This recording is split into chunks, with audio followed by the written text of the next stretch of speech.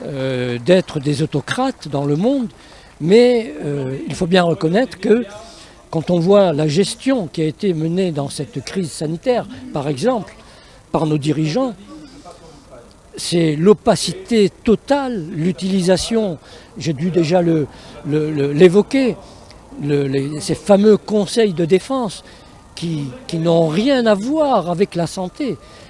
Conseils de défense traitent des problèmes de défense. Et je veux bien comprendre que la défense, il y a une certaine confidentialité. Donc ces conseils de défense, le secret est tout à fait justifié. En revanche, sur des problèmes de santé, dans cette gestion de la crise sanitaire, la santé concerne tous les Français. Il n'y avait pas lieu de tenir ces conseils à répétition dans le plus grand secret. Donc les décisions qui en sont sorties, et j'en ai parlé tout à l'heure, sont-elles véritablement celles de nos dirigeants politiques ou ont-elles été influencées justement par ces conseils, ces cabinets de conseil qui ont gangréné le cœur de l'État aujourd'hui? Eh bien, je pose la question, sommes-nous toujours effectivement en démocratie ou en oligarchie derrière ce paravent de la démocratie? Et aujourd'hui, il y a vraiment beaucoup de militaires sont réunis. Oui, bien sûr. Quel est votre sentiment pour ça?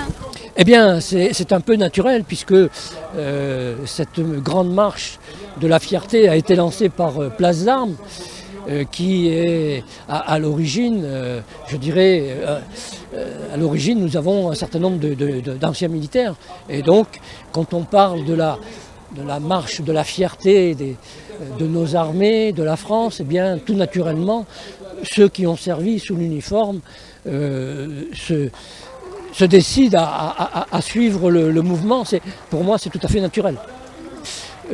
Message à donner aux candidats à la présidence aujourd'hui qui sont dans la course, eh bien, c'est de prendre conscience effectivement du constat qui a été délivré par cette tribune dite des généraux.